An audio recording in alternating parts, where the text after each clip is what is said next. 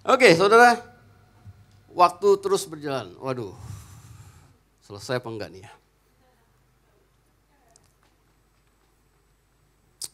Oke, saudara, kita ada dalam satu season shifting and succeeding.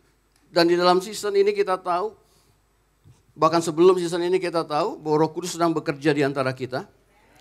Dan oleh karena itu penting buat kita yang ada di rumah ini tahu apa yang sedang Tuhan kerjakan. Betul? Oleh karena itu juga kenapa banyak orang mengajarkan untuk supaya kita boleh tertanam dalam gereja lokal. Karena apa? Karena ketika kita tertanam, all the blessing yang Tuhan berikan kepada gereja itu akan mengalir dalam hidup kita. Penting buat kita tahu hal demikian dan penting juga kita tahu apa yang Tuhan sedang kerjakan. Nah, saudara, bulan ini kita berbicara tentang generasi, ya, dan saya katakan generasi kita ini adalah generasi profetik. Saya katakan kembali, gereja ini adalah gereja yang profetik sehingga generasi yang ada hari ini adalah generasi profetik. Baik, enggak dilihat umurnya, siapapun yang ada hari ini adalah generasi yang profetik. Oleh karena itu, untuk kita boleh jelas bahwa kita adalah profetik adalah bagaimana kita deeper with God. Kita banyak untuk bersekutu dengan Dia. Nah, hari-hari ini saudara, secara pribadi ya, ketika 2-3 tahun yang lalu Tuhan berkata bahwa gereja di akhir zaman adalah gereja profetik, saya menerimanya dengan, ya saya terima aja gitu loh. Walaupun otak saya berpikir, bukankah hari ini gereja juga sudah profetik? Karena memang saya lahirnya di gereja karismatik yang profetik, terus adanya di situ dan saya melihatnya memang dari dulu juga udah profetik. 20 tahun lalu udah profetik gitu loh. Ya, tapi kenapa Tuhan berkata beberapa tahun yang lalu, terutama pada masa COVID itu, bahwa gereja akhir zaman adalah gereja profetik. Nah, berjalannya waktu, baru saya terbuka sedikit demi sedikit, kenapa Tuhan berbicara bahwa gereja itu harus profetik. Profetik dalam arti bahwa kita bisa mendengar Tuhan berbicara dan kita bisa bergerak bersama dengan Tuhan. Nah, perkembangan teknologi hari-hari ini itu sangat-sangat luar biasa. Terutama yang saya sangat concern adalah AI. Karena AI bertumbuhnya itu luar biasa. Melalui AI, saya bisa bikin isi khotbah. Saya ketik ChatGPT, tolong dibuatkan ya khotbah, judulnya saya kasih, subtema saya kasih. Keluar hasilnya. Dan saya tahu melalui AI juga ada dari teks bisa berubah menjadi suara. Suara dari gambar seseorang di foto bisa kita buat AI manusia itu, dan apa yang dapat dari teks dan dari suara dijadikan satu. Jadilah seseorang berkhotbah. Pertanyaannya adalah, adakah khotbah seperti itu ada pesan Roh Kudus di dalamnya? Saya percaya Roh Kudus tidak tinggal atas. Roh Kudus tinggal dalam hati kita. Roh Kudus juga ada di atas kita, betul ya? Saya tidak percaya bahwa Roh Kudus ada di atas AI. Saya lebih percaya Roh Kudus ada di atas saudara dan saya, gereja Tuhan. Oleh karena itu, kenapa gereja harus profetik? Untuk kita bisa melihat membedakan. Mana yang ada pesan Tuhan, mana yang tidak ada pesan Tuhan. Kita butuh di hari-hari ini pimpinan dari Tuhan. Ketika kita masuk dalam apa yang Tuhan sampaikan, maka kita ada dalam waktunya Tuhan. Hari-hari ini kita harus ada dalam waktunya Tuhan. Karena kalau kita sudah dalam waktunya Tuhan, kita tahu apa yang harus kita kerjakan, maka kita akan terlihat beda. Maka kita menjadi orang-orang yang memang terlihat beda dan bahkan memberkati generasi hari ini, bahkan generasi yang akan datang. Oleh karena itu saudara, kita nggak bisa lepas apa yang diberitakan di rumah ini. Kita nggak bisa ignore dengan apa yang sudah disampaikan. Ke gereja itu baik, ibadah tiap minggu baik, dan bahkan sangat baik. Tapi lebih baik lagi ketika kita boleh rajin ke gereja, kita bisa menangkap Tuhan mau kemana. Halo? Saudara, ke gereja tiap hari, bahkan tiap minggu kita ke gereja. Tidak menjadikan Tuhan tambah sayang. Halo? Saudara boleh ke gereja tiap minggu, ya, tidak menjadikan Tuhan tambah sayang saudara. Kita boleh sering menabur, tidak menjadikan Tuhan sayang kepada saudara. Karena kasih Tuhan sudah sepenuhnya Dia berikan kepada kita, yaitu anaknya sendiri. Yesuslah yang kita terima itu yang membuat kita tahu kita dikasih luar biasa. Tidak ada yang bisa menggantikannya. Jadi oleh karena kita tahu bahwa kita dikasih Tuhan, kita menerima Yesus. Oleh karena itu kita mau datang tiap minggu, bahkan kalau bisa tiap hari. Karena Kisah Para Rasul berkata tiap hari mereka berkumpul, betul? Karena kita tahu bahwa kita dikasih, maka tiap hari, tiap minggu kita bisa berkumpul. Kita bisa beribadah. Bahkan karena kita tahu Dia mengasihi kita, maka kita mau memberi. Kita memberi bukan karena supaya kita diberkati. Kita memberi karena kita tahu kita sudah diberikan dulu oleh Dia. Come on. Oleh karena itu saudara, memahami apa yang ada di rumah Tuhan ini adalah bagaimana kita terus mau berjalan bersama dengan Dia dalam waktu-waktu yang Dia tentukan. Nah, deeper yang saya boleh sampaikan, ada satu perjalanan saya ketika secara berturut-turut saudara, ini yang saya nggak sangka-sangka, secara berturut-turut gitu loh, saya mendengar kesaksian demi kesaksian, ya, kesaksian yang memang saya lihat Tuhan bekerja, ya, tangan Tuhan bekerja. Tapi melalui tangan Tuhan, saya melihat pribadi Tuhan yang ada pada setiap orang yang bersaksi. Nah ini yang menjadi satu perenungan saya. Karena Wahyu 19 ayat yang ke-10 kalau nggak salah. Berkata karena kesaksian Kristus adalah roh nubuat. Artinya ketika seseorang bersaksi siapa Kristus dalam kehidupan dia, sesungguhnya roh nubuat sedang bekerja. Artinya ketika orang itu bersaksi, Tuhan adalah pemelihara saya, Tuhan adalah gini-gini. Di momen yang sama, suatu nubuatan berkata, kalau Tuhan bisa memelihara orang itu, dia juga Tuhan bisa memelihara saudara dan saya. Kalau orang itu mengalami kesembuhan, maka kesembuhan juga sedang bekerja buat saudara. Masalahnya kita nangkap atau tidak pada saat dia bersaksi. Kita aware enggak pada saat dia bersaksi? Sometimes kita dengan kesaksian hanya, oh ya, semacam sesuatu informasi tok. Tapi kalau kita adalah manusia dengan manusia rohani yang cukup peka, maka kita tahu di balik kesaksian itu roh nubuat sedang bekerja. Artinya apa yang terjadi pada hidup orang itu bisa terjadi kepada saya. I see what I get. Anda mengerti? Oleh karena itu, kenapa dikatakan, ayo bersaksi aja, bersaksi. Apa yang terjadi dalam kehidupanmu? Bersaksi, banyak-banyak bersaksi, banyak ngomong. Apa yang terjadi? Roh nubuatan sedang bekerja. Bukan sekedar untuk mengisi program. Kita senang bersaksi, ya, nggak kalah dengan orang berkhotbah.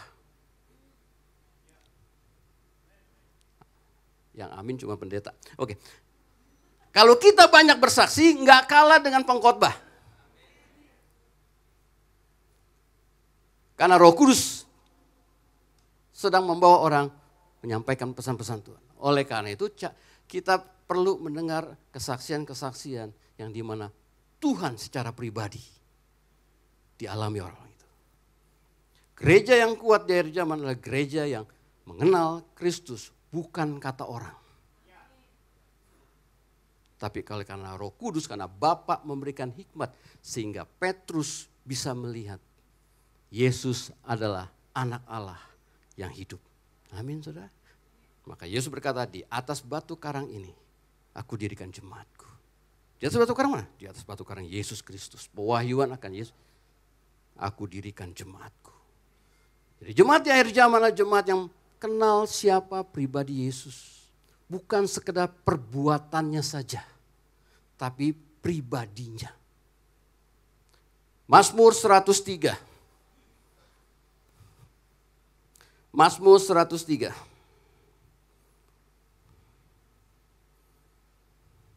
Ayat yang ke-7. Saya ambil dari versi New Living Translation. He revealed his character to Moses and his deed to the people of Israel. Kepada orang Israel perbuatan-perbuatan Tuhan dinyatakan. Tapi kepada Musa khusus Tuhan nyatakan siapa dirinya, karakternya. Dengan kata lain, kita nggak cuma cukup sampai kepada melihat perbuatan. Kita nggak mau hanya seperti orang Israel. Tapi kita mau menjadi seperti Musa. Perbuatan Tuhan baik, baik. Mujizat bagus, bagus. Indah. Tapi nggak cukup dengan mujizat, saudara.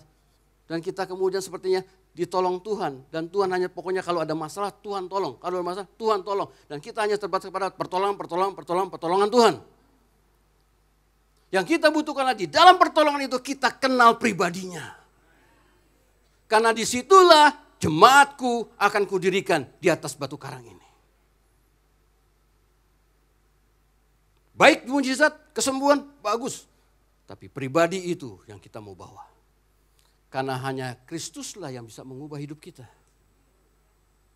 Perbuatan Tuhan membawa kita untuk mengalami perubahan karena kita ketemu orangnya. Betul? Mazmur 3 ayat 7. Nah, apa yang Tuhan kerjakan, ya, perbuatan-perbuatan Tuhan yang dialami oleh saudara kita yang bersaksi ini membuat saya, karena berturut-turut, maklum karena kita orang profetik tuh ya, kita semua orang profetik tuh. Jadi ketika melihat sesuatu harus aware gitu loh. Ini ada apa ya gitu loh. Nah, saya ambil satu contoh kesaksian saudara Agung. Tadi pagi saya minta dia, karena ada waktu. Sekarang gak ada waktu. Saudara. Jadi saya yang cerita aja. Agung ini full timer di sini, saudara. Enggak tahu gimana dia tiba-tiba mau cerita aja gitu loh. Bos, bahwa di dalam hidupnya, ya dulu dia, saya bilang bisnismen dulu dia. Tapi kemudian mengambil keputusan untuk full time. Dan dia punya investasi. Ya Gung ya? Oke. Dia punya investasi. Katakanlah angkanya 10. Tapi sejak dia full time, kebutuhan dalam hidupnya, ternyata dia harus ambil dari investasi itu. Sehingga waktu demi waktu berjalan, investasinya terus turun ya. Sampai dari 10 katakan angka 2. Karena itu kita alami, saudara. Kita berdua bisnis, kita bukan bisnis, kita kerja. Enak kalau kerja enak. Banyak duit. Mau apa aja kita bisa. Tapi ketika kita bilang kita full time, nggak tanggung-tanggung dua-duanya lagi. Pikiran saya doang, tapi ternyata dia mau ikut. Ya udah, dua. Kita punya investasi, punya. Tapi bergeraknya waktu turun sampai apa ya? Habis gitu loh. Sampai ada satu hamba Tuhan bilang, "Kamu full time?" "Iya." "Siapa yang kenal kamu?" Gitu. Artinya, siapa mau ngundang kamu khotbah katanya? Siapa? Saya cuma jawab, Tuhan kenal saya gitu lah. Lah iya, hamba Tuhan bukannya mengencourage, malah siapa mau kenal kamu? Tapi kenyataannya Tuhan tetap memelihara sampai hari ini, betul? Ya. Nah, Agung mengalami itu, makanya saya bilang, wah. Nah, sampai dia berpikir, ya, kalau dia ngelihat rekan-rekan yang lain, kok gampang terima berkat ya, kok dia susah. Jadi dia ngomong gini, kalau tadi pagi dia nggak sebut. Apa saya harus memperkenalkan diri ya? Kan gitu ya. Anda ngerti ya pemikiran manusia ya? Pemikiran manusia. Apakah saya harus memperkenalkan diri ya? Gitu ya. Tapi enggak tuh, dia cari Tuhan. Dia ngomong sama Tuhan, Tuhan, kenapa ini terjadi? Saya sudah berpuasa, saya sudah melakukan semua yang Tuhan mau, saya sudah melayani sungguh-sungguh. Kok begini gitu loh. Apa mungkin kata orang, ada orang bisa berdoa terus ngeliat wajah orang terus kemudian orang itu memberkati. Apa mungkin begitu? Kok saya enggak kan gitu ya. Ya udah. Itu dia merenung seperti itu, malam dia tidur, pagi-pagi. Saya pagi-pagi itu kok tiba-tiba dia bisa buka rekening. Oke, pagi-pagi dia tahu ada orang transfer. Dan nilai yang ditransfer itu membuat investasinya naik ke titik semula 10. Dia tanya kepada yang transfer. Benar ini? Benar. Kenapa bisa begini? Saya waktu doa lihat wajah kamu gitu loh. Jadi kemudian saya tahu apa yang dia kerja. Nah, that testimony, kesaksian itu masuk dalam roh saya. Cuma saya pegang aja. Dan ketika ada kesaksian berikutnya, kebetulan saya dengar Pak Yonas berbicara, Ibu Shanti, Pak Hin dan ada lagi yang lain. Saya harus mengakui bahwa Tuhan sedang berbicara. Mungkin yang kesaksian aja sih, tapi sesungguhnya mereka sedang melepaskan nubuatan. Siapa bilang buku Sati nggak bisa bernubuat? Bisa. Ya, saya harus bisa mengakui oleh karena saya harus bahwa ketika memang saya dapatkan sesuatu, ya saya diam dan saya kemudian dapat lagi, saya harus mengakui bahwa saya harus membuka diri saya untuk mendengar dan lebih dekat lagi dengan Tuhan untuk bisa menangkap apa yang Tuhan sedang bicarakan. Itu menjadi perenungan saya. So dalam masa kita puasa 10 hari, satu pagi, begitu mata melek, saya melihat kata deeper. Ini yang saya tangkap. So Tuhan mau kita semua lebih dalam lagi dalam kerohanian kita. Banyak hal yang kita bisa kerjakan ya di dalam deeper ini. Deeper yang pertama dalam hal berdoa.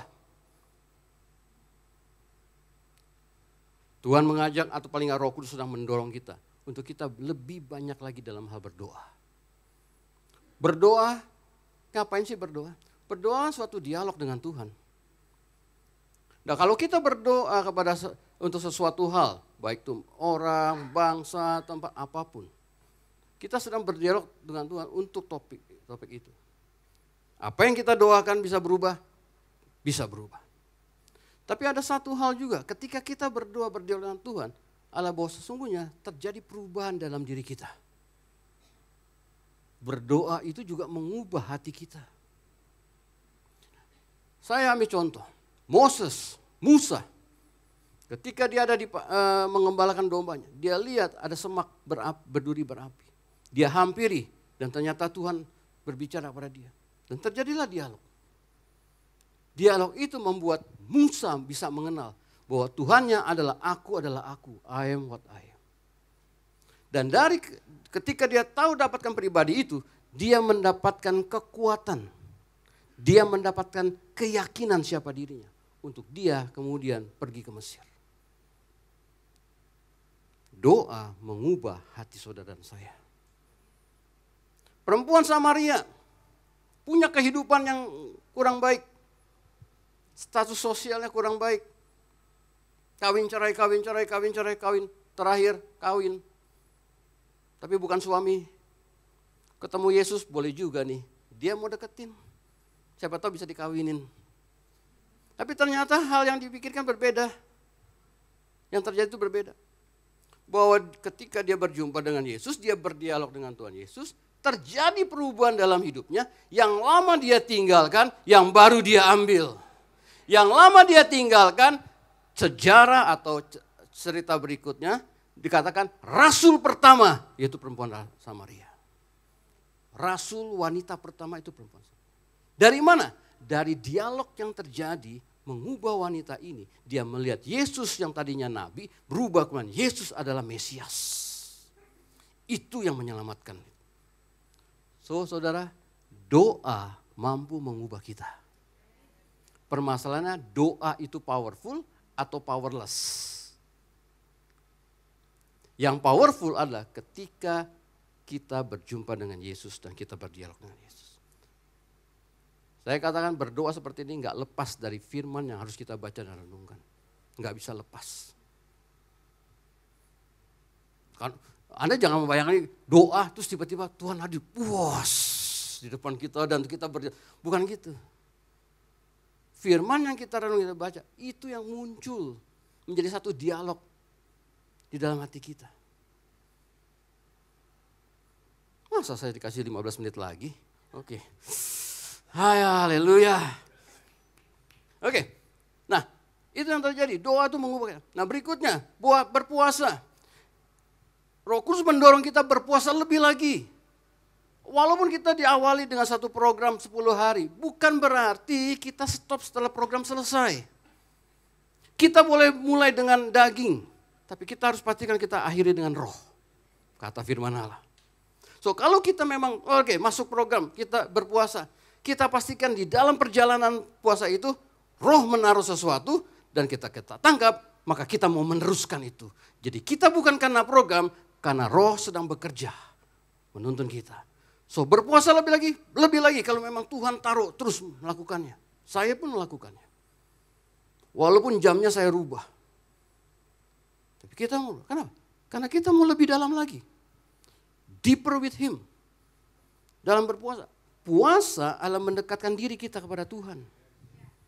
Puasa bukan diet. Puasa bukan menahan lapar. Karena ketika kita mendekatkan diri dengan Tuhan, kita sedang melatih roh kita menjadi lebih kuat. Karena roh yang kuat, Alkitab berkata kalau kita dipimpin oleh roh, maka kita akan mematikan perbuatan-perbuatan daging.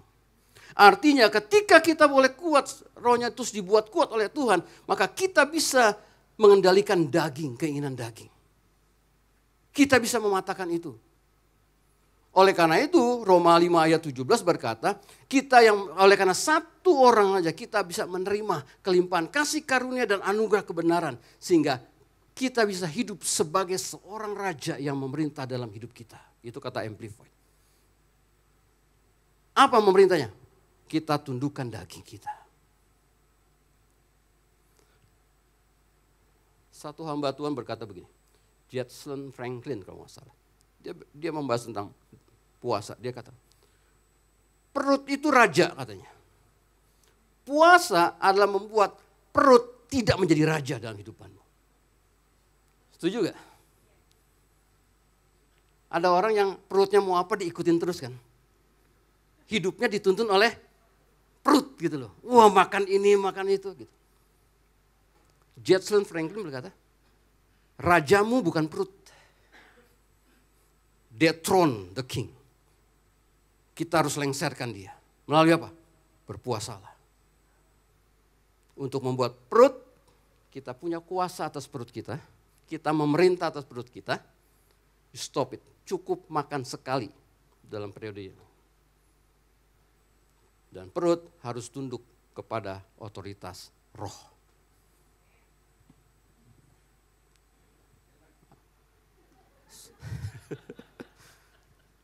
Saudara, praktekkan, bukan cuma untuk didengar. Praktekkan. Serius. Perut sekali ya, cukup sekali makan. Dan sekali makan, engkau tetap sehat.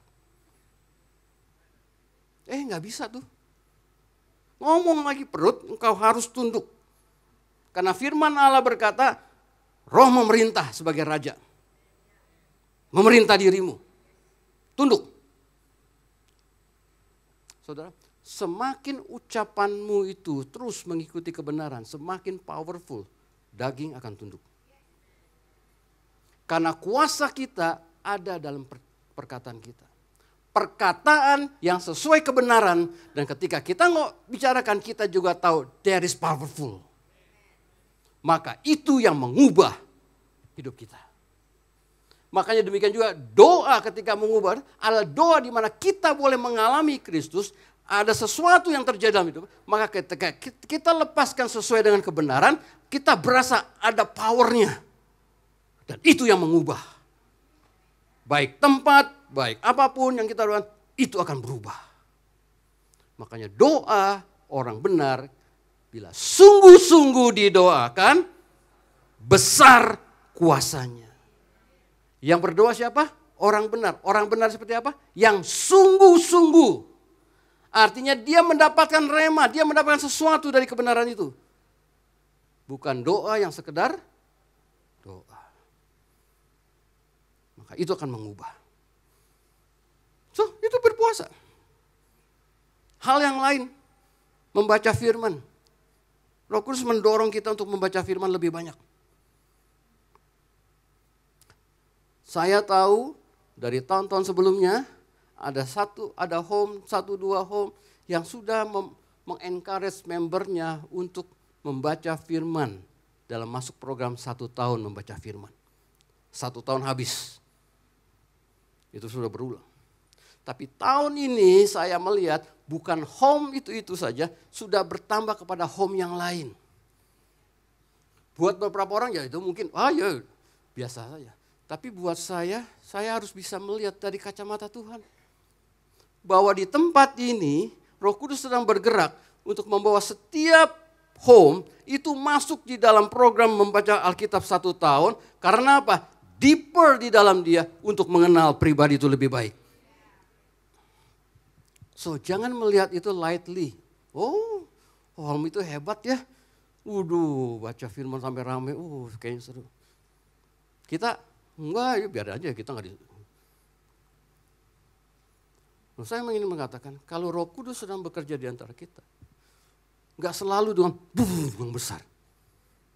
Dia bisa mulai dengan hal yang kecil. Masalahnya kita aware gak dengan apa yang Tuhan kerjakan.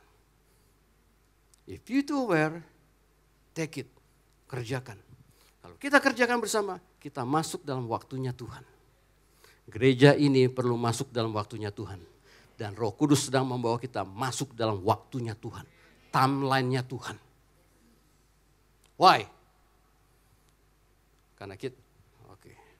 Karena ada sesuatu yang besar yang harus kita kerjakan. Saya hanya bisa mengatakan itu. Ada sesuatu. Oleh karena itu dia persiapkan dari. Oleh karena saudara, ketika saudara nggak aware dengan apa yang terjadi, saya yang bikin aware. Para pemimpin akan bikin aware untuk bisa melihat hal yang sama terjadi. So, baca firman tiap hari bukan program akhirnya. Kalau kita bisa tahu Tuhan sedang bergerak. Pak, saya masih bolong-bolong, Pastor. Enggak apa-apa. Yang penting Anda tahu apa yang terjadi dan masuk ke sana. Masih bolong-bolong enggak apa-apa. Bolong 1 hari, besok dibaca double. Baca double besoknya bolong 3 hari, 4 hari. Enggak apa-apa, hari kelima habisin semuanya. Yang penting pokoknya masuk. Sampai nanti kita bisa setiap hari. Deeper, kita mau lebih dalam lagi. Dari apa yang sudah kita kerjakan, kita mau lebih dalam lagi. Amin saudara. Saya kok lihat kata malas ya. Sibuk, nggak ada waktu. Atau baca sekedar pokoknya cepat-cepat aja selesai. No, bukan itu yang saya maksud. Baca, benar-benar baca. Gini saudara. Ini juga sudah disampaikan pada worship night kemarin. Yang saya kenal Allah saya, ketika saya memberikan waktu lebih banyak kepada dia. Katakan 1 hari, saya lebih banyak memberikan waktu ke saya kepada Tuhan. Maka sisa waktu hari itu, Tuhan buat saya bekerja efektif dan efisien. Kok gak ada amin? Oke, sekali lagi. Kita memberikan waktu dalam doa, bersekutu dengan Tuhan. Tadinya mungkin cuma 15 menit. Anda tambah setengah jam, mungkin mungkin 45 menit. Sometimes kalau sudah masuk in-nya gitu, Anda nggak tahu kita sudah berapa lama. Bisa tiba-tiba bisa 1 jam. Kita memberikan banyak, kita bersekutu dengan dia. Maka sisa yang kata kita bilang, aduh kita begitu sibuk, waduh kepake doa jadi kurang waktunya. Nah. Di dalam doa itu, karena kita mengambil waktu bersamanya, dia mengatur dalam waktu, dalam hari itu, membuat kita bisa bekerja benar-benar efektif dan efisien. Artinya apapun yang kita harus kerjakan di hari itu, Tuhan bisa selesaikan. Oleh karena itu ketika ada orang aduh doa itu membuat pekerjaan gak selesai. Bohong. Oh saya sibuk gak bisa. Bohong. Yang membuat kita gak bisa selesai karena kita gak memberikan waktu kepada dia. Tapi kalau gini, Tuhan itu yang ada di luar waktu. Ini waktu, Tuhan tuh di luar waktu. Jadi ketika kita bersekutu dengan dia, dia bisa atur waktu untuk kita. Halo. Saudara, saya bagikan ini hanya ingin mendorong, yuk sama-sama kita mendorong diri kita. Yuk kita mau berdoa lebih lagi, kita mau membaca lebih lagi, kalau kita berpuasa lebih, sebagaimana Roh Kudus sedang bergerak di antara kita. Nah, Efesus 1. Saya minta waktu lebih dikit ya. Efesus 1. Efesus 1 ayat 16 sampai berkata, aku berdoa kepada Bapa. Aku minta roh hikmat dan pewahyuan. Supaya apa? Supaya bisa mengenal Kristus dengan benar. Oke? Tapi ayatnya kemudian berkata lagi, dan untuk membuka mata hati ini, tercelik, mengerti dan melihat. Apa? Kita mengerti pengharapan akan dalam panggilannya. Dan diteruskan kemudian, betapa kaya kemuliaan warisannya dalam terjemahan yang baru. Betapa kaya kemuliaan yang ditetapkannya untuk orang-orang percaya, untuk orang-orang kudus. Dan hebat kuasanya buat kita yang percaya. Nah, saudara, ketika Roh Kudus membawa kita deeper dalam semua hal yang tadi Roh Kudus bisa memperlihatkan kepada kita apa kekayaan warisan itu. Kita tahu di semua sifat ini karena Kristus kita menerima warisan. Pertanyaannya, apa saja warisannya? Kesembuhan, ya. Hikmat, ya. Mujizat, ya. Semua warisan yang Tuhan berikan. Tapi buat kita di rumah ini, apa yang sedang Tuhan kerjakan adalah, Roh Kudus sedang membawa kita untuk bisa melihat ada warisan yang sedang Tuhan buka.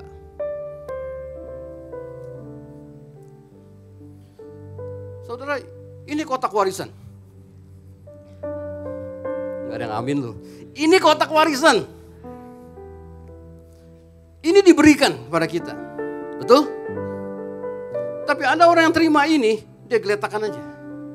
Tapi ada orang yang terima kotak warisan ini, dia buka. Dan dia mendapatkan isinya. Kita mau kotaknya aja atau kita mau isinya? Halo? Ada yang terima kotaknya, dia taruh sampai berdebu. Tapi ada yang terima ini, dia buka sampai kayak hamcoikon. Ya, berantakan. Anda mengerti ya apa saya sampaikan ya?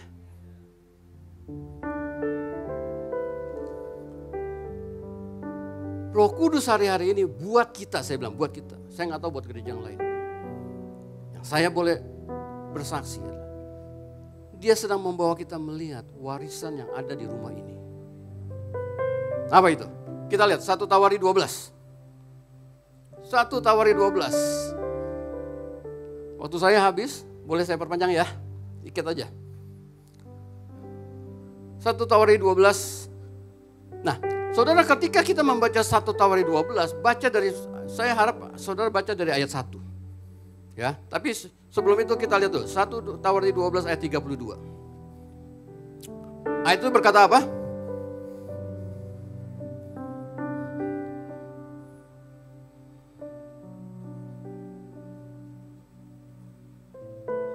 Dan dari Bani Isakar, orang-orang yang mempunyai pengertian tentang saat-saat yang baik, understanding of the time, sehingga mereka mengetahui apa yang harus diperbuat orang Israel. 200 orang kepala dengan segala saudara sesukunya yang dibawa perintah mereka.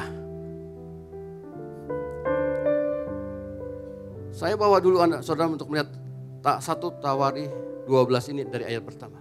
Di ayat pertama itu dijelaskan bahwa orang-orang Israel itu terpecah. Sebagian ikut mendukung Daud, sebagian mendukung Saul. Nah, itu rata-rata semua suku terbagi dua. Tapi hanya satu suku, yaitu Isakar, yang secara utuh itu mengikuti Daud. Pertanyaannya, kok bisa satu suku ini? Karena ayat yang kita tadi baca adalah karena satu suku ini tahu waktu-waktu yang terbaik dan tahu mengerti apa yang harus diperbuat. Artinya suku ini tahu percis siapa yang Tuhan angkat menjadi raja. Walaupun kita kalau baca ceritanya kita tahu semua gitu ya. Tapi kalau dalam kehidupannya yang tahu kan cuma yang ketemu Samuel, yang bersama Samuel bahwa Daud diurapi jadi raja. Yang lain kan gak ngerti kan gitu ya. Tapi dari ayat ini kita tahu kenapa mereka semuanya seperti itu. Karena mereka tahu siapa yang diangkat jadi raja. Nah, Alkitab nggak menjelaskan banyak tentang Bani ini. Saudara cari juga saya nggak akan banyak dapat. Tapi kalau dari 1 Tawar itu 12 itu kita teruskan kembali ke bawah dalam perikopnya tentaranya Daud. Tentara Daud di Hebron, waktu Daud memerintah di Hebron, maka dilihat gitu saudara, Yehuda dengan ribuan pahlawan yang jago perang, Simeon dengan ribuan tentaranya, semua dengan ribuan, sampai kepada ayat yang ke-32, Bani Isakar tidak berbicara mereka jago perang, tapi berbicara mereka mengenal waktu-waktu yang baik dan tahu apa yang harus dikerjakan oleh orang Israel, artinya satu bangsa. Dan ketika Bani yang lain itu ribuan bahkan puluhan ribu, ayat 32 Isakar cuma 200 orang chief yang membawa semua orang bisa bergerak bersama. Satu perbedaan. Nah, karena Alkitab kita nggak banyak menceritakan seperti itu, ada kitab lain, extra biblical. Ada Midras, ada Targum. Apa itu Midras, apa itu Targum, nanti saudara bisa cari di Wikipedia, itu dijelaskan ya. Ya, tapi saya katakan gini, baik Midras maupun Targum itu adalah komentari, ya, penjelasan tambahan yang ditulis oleh para rabi. Dan itu sangat dihormati oleh orang Yahudi. Bahwa apa yang ada di situ itu menjelaskan tentang suku itu. Oke? Nah, menurut Midras dikatakan demikian saudara. Orang-orang suku Isakar ahli dalam penginjilan. Kemudian menyamai suku Lewi di dalam keilmuan Alkitab. Artinya dia tahu Alkitab. Dan mewakili pola pembelajaran. Orang-orang Isakar memperoleh keunggulan intelektual. Apa? Cerdas. Ada kesejahteraan Alkitab dan juga keahlian hukum. Mereka dapatkan itu melalui apa? Melalui baca bersama-sama, banyak mempelajari Alkitab. Alkitab menjadikan saudara dan saya cerdas ketika kita membaca dan kita merenungkannya. Itu menurut Midras. Menurut Targum. Targum itu menerjemahkan dari bahasa Alkitab itu bahasa Ibrani ke bahasa sehari-hari, bahasa Aram. Dan itu juga dilakukan oleh para rabi. Nah, menurut Targum menjelaskan seperti gini. Orang-orang Isakar, mereka tahu bagaimana memastikan periode matahari dan bulan. Pergantian bulan, tanggal perayaan besar, dan dapat menafsirkan tanda-tanda zaman. Ini berarti orang-orang Isakar memiliki keahlian dalam interpreting revelation. Oleh karena itu di dalam terjemahan Septuaginta di mana bahasa Ibrani diterjemahkan ke bahasa Yunani, maka dikatakan Bani. Oke. Maka dikatakan Bani Isakar itu bukan understanding the time ditulisnya, tapi wisdom of the time. Artinya mereka punya hikmat. Hikmat tentang waktu. Nah, dari sini saya mengambil satu hal yang saya lihat. Bahwa Bani Isakar ini, orang perjanjian lama enggak semuanya dinaungi Roh Kudus. Orang-orang perjanjian baru, Roh Kudus tinggal dalam kita dan atas kita, betul? Nah, untuk Isakar karena perjanjian lama, dari apa yang saya baca, Roh Kudus menaungi Bani Isakar ini. Roh Kudus sebagai roh hikmat pewahyuan itu mengurapi Bani ini. Sehingga Bani ini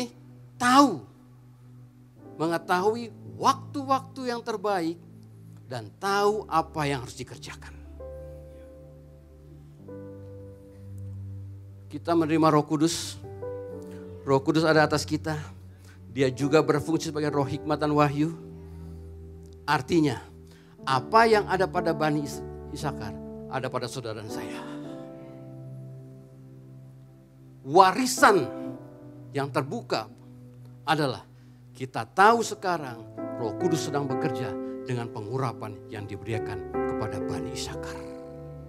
Saudara dan saya sekarang ada dalam timeline-nya Tuhan, yaitu di mana pengurapan itu diberikan kepada saudara dan saya.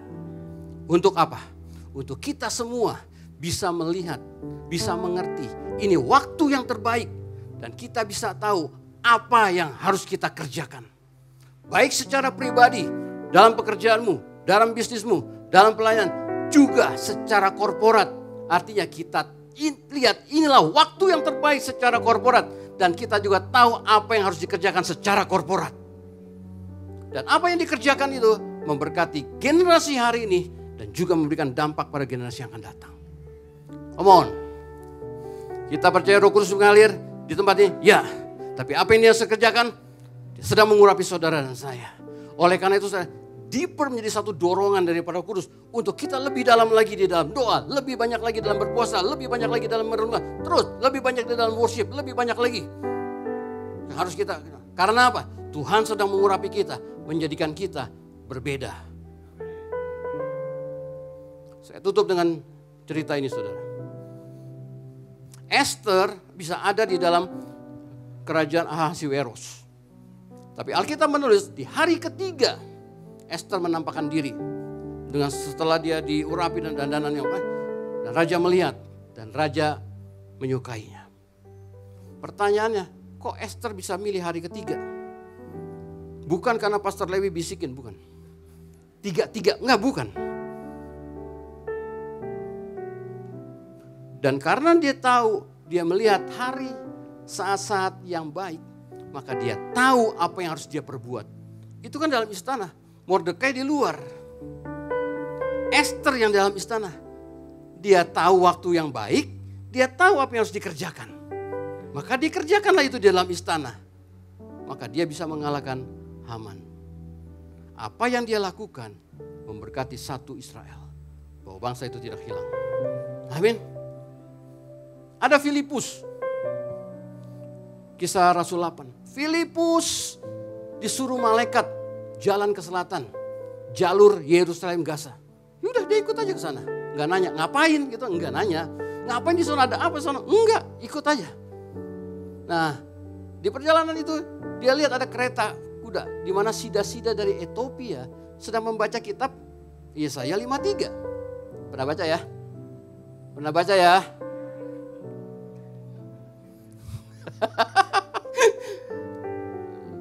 Apa Yesaya 53. Nah, di situ Roh Kudus, Roh menuntun Filipus ngapain? Dekatkan dirimu.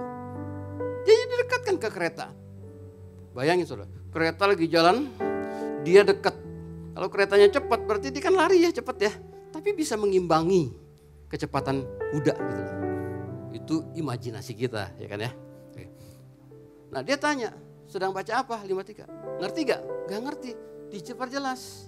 Dijelaskan, akhirnya sida-sida ngelihat kolam, kolam lah ya. Dia minta stop, mau dibaptis. Terima. Ya udah, terima. dibaptis, selesai dibaptis, Roh Kudus meraibkan Filipus, hilang. Betul ya?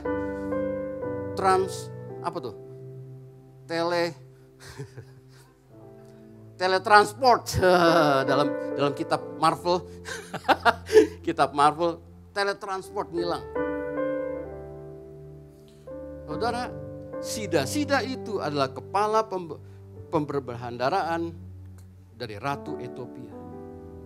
Kalau dia bisa selamat, satu bangsa bisa selamat. Sampai hari ini Ethiopia mengenal Injil. Kerjaan siapa? Satu orang Filipus tahu waktu yang terbaik dan tahu apa yang harus dikerjakan. Satu orang Sida diselamatkan. Ethiopia mendengar Injil sampai hari ini. Mempengaruhi generasi pada saat Sida? Ya. Karena dia pasti pulang ngomong sama Ratu Ethiopia. Betul gak? Dia cerita semua. Terjadi sesuatu. Tapi efeknya sampai hari ini Injil didengar. Amin saudara. Henry Ford. Waduh, saya cerita dulu. Henry Ford. Anda tahu Henry Ford? Waktu masanya dia melihat mobil itu hanya untuk orang para bangsawan dan harganya mahal. Para bangsawan yang punya. Dan orang-orang yang lain paling cuma mengendarai kuda. Tapi kemudian dia berpikir, aku mau menciptakan kendaraan yang bisa dipakai oleh semua orang. Ketika dulu mobil begitu mahal dan hanya orang yang terlatih untuk bisa mengendarainya, dia berpikir aku akan buat banyak kendaraan yang bisa dipakai semua orang. Nggak perlu keahlian seperti mengendarai mobil yang mahal itu. Tahun berikutnya Henry Ford berhasil menciptakan kendaraan yang bisa dipakai oleh semua orang. Dalam 1 tahun. Kalau hari ini kita bisa duduk di mobil kita, itu karena ada satu Henry Ford yang punya hikmat dan dia kerjakan. Dia tahu waktu yang terbaik. Dan ketika dia tahu apa yang harus diperbuat, dia kerjakan. Memberkati generasinya dan bahkan sampai hari ini kita bisa menikmati. Amin saudara. Artinya sekarang kesimpulannya, kita sebagai generasi yang profetik, Roh Kudus sedang bekerja di antara kita. Dia mengurapi saudara dan saya. Apa yang Tuhan berikan kepada Ishakar, dia berikan kepada saudara saya. Hal yang sama. Kalau kita makin terbuka dan terus bergerak dalam waktunya Tuhan ini, maka kita tahu hari-hari yang terbaik, saat-saat yang terbaik. Dan kita juga tahu apa yang harus kita kerjakan bersama-sama. Kalau 200 orang Ishakar mampu membuat satu bangsa Israel bergerak bersama-sama, artinya kita pun bisa bergerak bersama-sama. Why? Karena one page kita melihat yang sama. Amin. Kalau hari-hari ini saudara didorong untuk bisa penjangkauan, saya berharap kita bisa melihat hal yang sama. Kalau hari-hari ini kita dibilang, ayo lebih dalam lagi bersama Tuhan, lebih tambahkan aja puasamu, kita juga bisa melihat hal yang sama. Why? Karena bukan karena manusia, tapi karena Roh Kudus sedang bekerja di antara kita. Amin. Mari kita bangkit berdiri saudara, kita bangkit berdiri. Haleluya.